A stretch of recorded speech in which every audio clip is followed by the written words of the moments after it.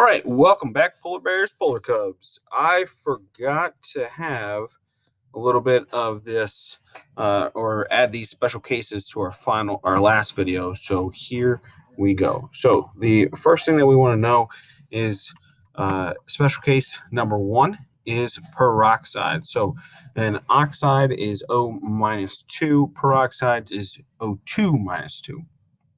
So the first thing that we're going to do is take lead for oxide.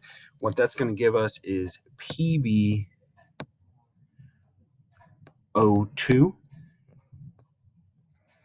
And then if you take lead to peroxide, you're going to get PbO2.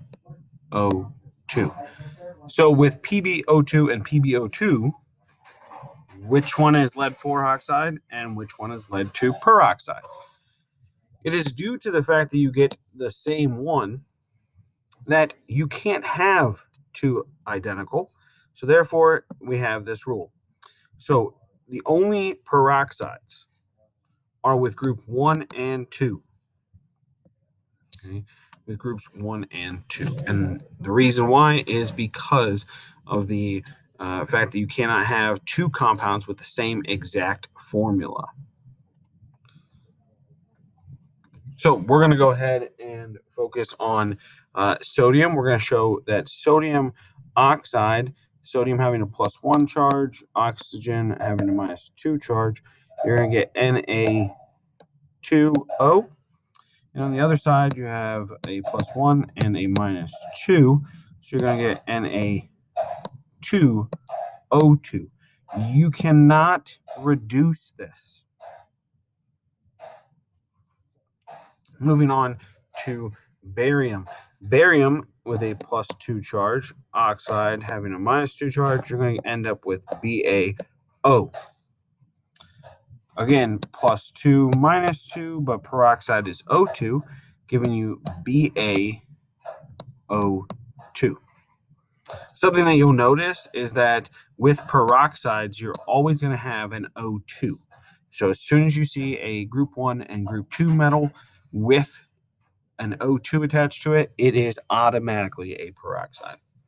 Finally, I just wanted to show you again, silver +1, peroxide, and everything. So you're going to have Ag2O, and on this side you would have nothing because peroxides only form with group 1 and group 2. That is special case number 1.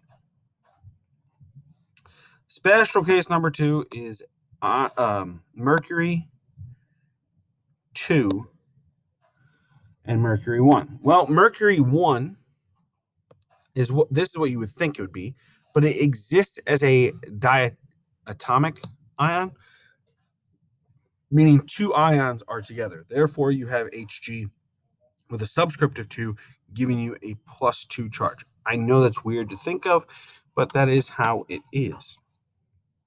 So what happens when you put them together is you have Hg2 with a +2. Sulfide is S-2. When you crisscross them, this cancels. You're going to get Hg2S. On the other side, Hg +2, S-2, crisscross them, you'll get HgS. And then finally, we'll do one more. You have nitrate. So with this one, this is where it gets a little tricky because you would think that you would have Hg2 that has a +2 charge, nitrate with a -1. So when you crisscross, you're going to have 2 nitrates. Normally, we would reduce these twos. However, because this is a diatomic ion, we cannot touch that 2, and we need to actually keep our subscripts how they are. Now, Mercury 2, on the other hand, you're going to get Hg, and that has a +2 charge, and then you have NO3, 2. Notice how there is a difference in the formulas. Therefore, it is Mercury 2 and Mercury 1 are able to bond with whatever anion it would like. All right, that's it. Hopefully, we're doing pretty well over the naming, and let me